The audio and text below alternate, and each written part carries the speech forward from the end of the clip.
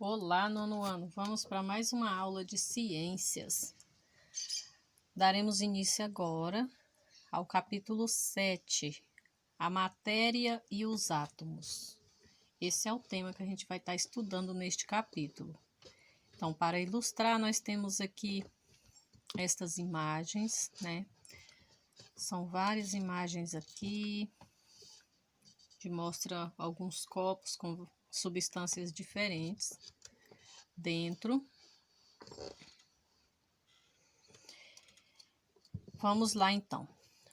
Os filósofos antigos acreditavam que tudo que havia na natureza era constituído por 4 elementos apenas. Então, essa questão de querer explicar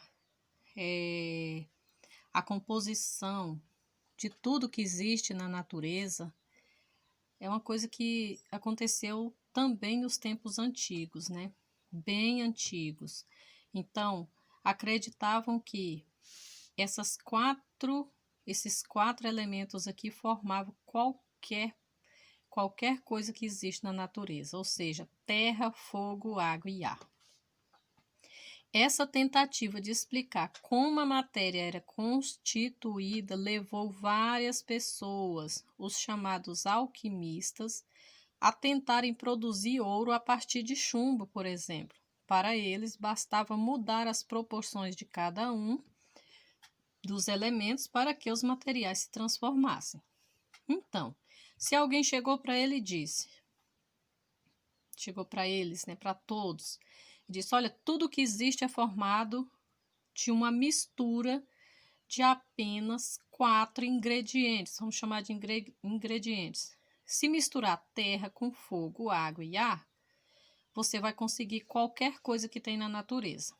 Então, surgiram essas pessoas que eles ficaram conhecidos como alquimistas, que eles pararam, né? Pensaram, já que tudo é feito desses 4 elementos apenas, vamos misturar os 4, mudando só a quantidade de cada um e vamos conseguir o ouro, né? Agora, mais na frente, a gente vai ver se essa ideia deu certo. Você concorda com essa ideia? Você acha que estava certo, que deu certo? De que você acha que é constituído tudo que existe na natureza, tudo que existe ao nosso redor? Sabemos que existe uma grande variedade de substâncias, mas por que elas são diferentes?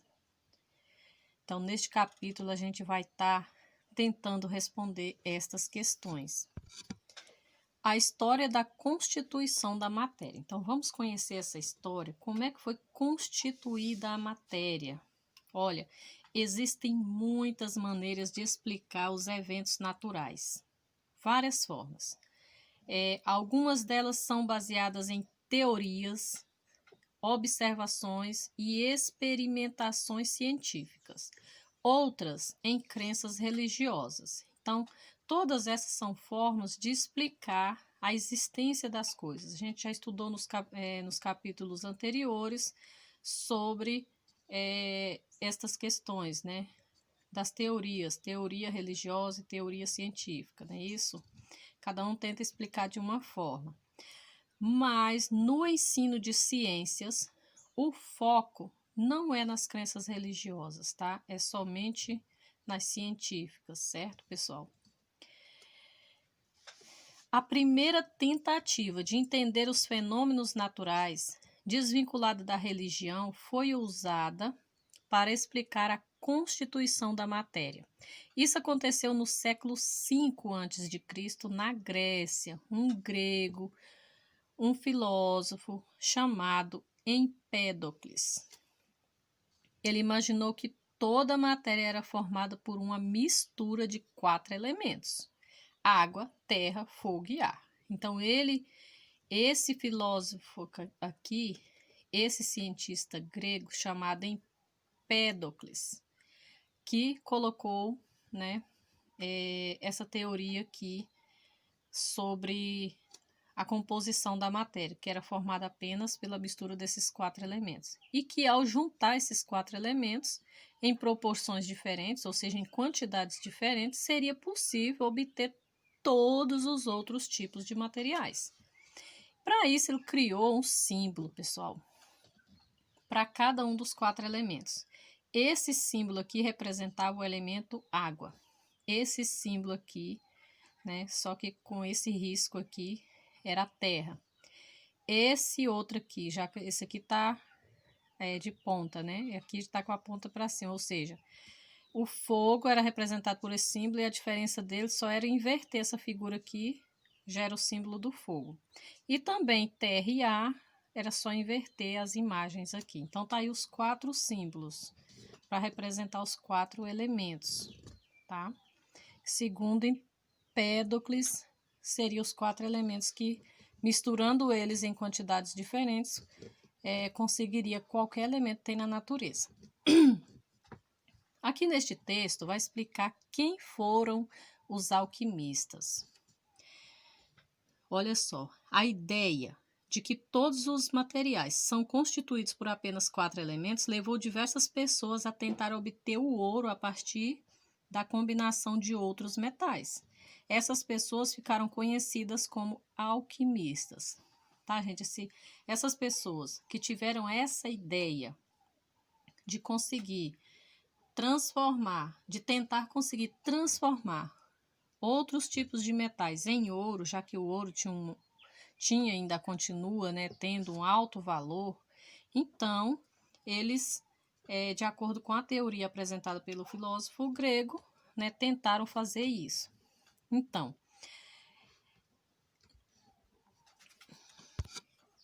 eles trabalharam nessa ideia entre os séculos I e o século XV. Então, olha, foram 15 séculos, tá?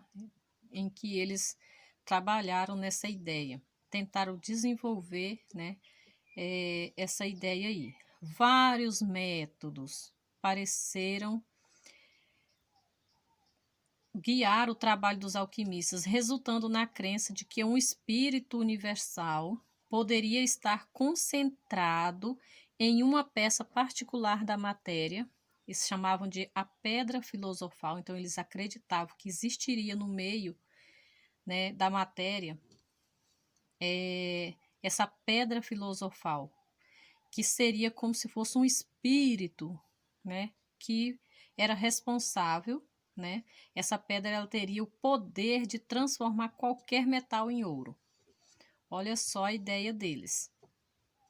O espírito universal, segundo eles, segundo os alquimistas, seria a energia criadora da matéria. Então, segundo eles ali, essa pedra filosofal que era o espírito universal, era o responsável por transformar qualquer matéria. Os alquimistas também estavam interessados em produzir o elixir da longa vida, que tornaria o ser humano imortal. Então, eles tinham altas ideias, né?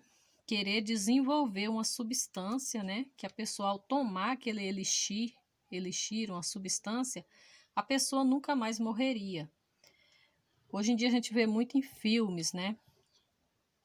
Eles tentando desenvolver uma fórmula da vida da vida eterna, né? Ou seja, a pessoa ficar imortal, nunca mais morrer. Então, os alquimistas tentaram desenvolver esse elixir. Então, nem é necessário, né, responder essa questão, né? Se eles conseguiram transformar outros metais em ouro, claro que não. E se conseguiram o elixir da longa vida, também não. Foram tentativas frustradas dos alquimistas.